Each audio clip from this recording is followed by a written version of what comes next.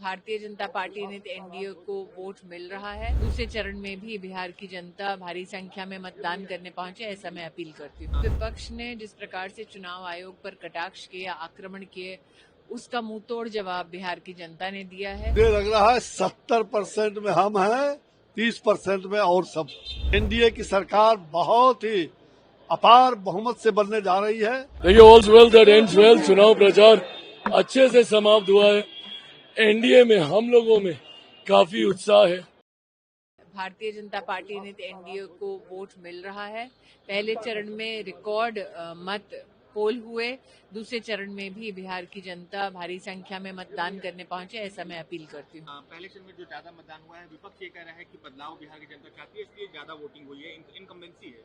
मैं इतना ही कहूंगी कि विपक्ष ने जिस प्रकार से चुनाव आयोग पर कटाक्ष किया, आक्रमण किए, उसका मुंह तोड़ जवाब बिहार की जनता ने दिया है। चुनाव आयोग को मेरी ओर से अभिनंदन, आभार कि उन्होंने संविधान की मर्यादा में रहकर लोकतंत्र के इस उत्सव को इतने सुंदर तरीके से, सुदृढ़ तरीके से बिहार में मनाया है। सर, आज दूसरे चरण का भी जो चुनाव प्रचार है वो आज खत्म हो गया। कैसे देखते हैं एनडीए की तरफ से, क्या कुछ उम्मीदें हैं?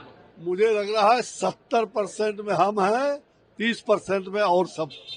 और एनडीए की सरकार बहुत ही अपार बहुमत से बनने जा रही है।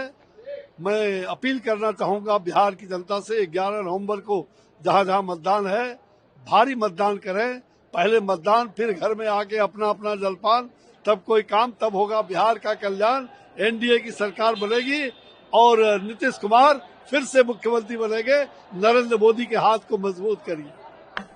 दूसरे दौर का चुनाव प्रचार भी खत्म हो गया। कैसे देखते हैं बिहार में चुनाव प्रचार अब खत्म हो चुके हैं, मतदान की बारी है? देखिए, ऑल्स वेल दैट एंड्स वेल। चुनाव प्रचार अच्छे से समाप्त हुआ है।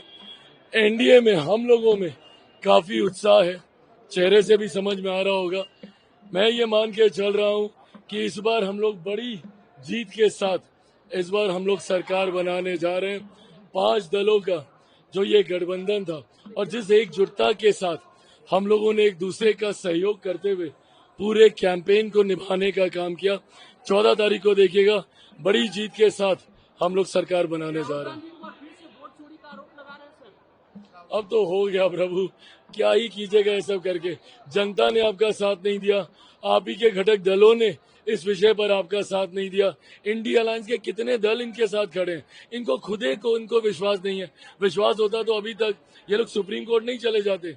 इनको पता है कि ये मुद्दा ही नहीं है, बट ये है कि हार का बहाना। अब 14 तारीख को ऑल ऑफ अ सडन बोलेंगे कि वोट चोरी हुई, नहीं ना चलेगा। अब 14 तारीख को जब हारेंगे तो कम से कम प्रेस कॉन्फ्रेंस बुला के बोलेंगे, देखा हम कहते थे ना वोट चोरी हो रहा है, वोट चोरी हो रहा है, इसीलिए हम चुनाव हारे। तो बहाना अभी से तैयार। 1 तारीख से 19 तारीख तक मुझे लगता है ये महत्वपूर्ण सत्र होगा।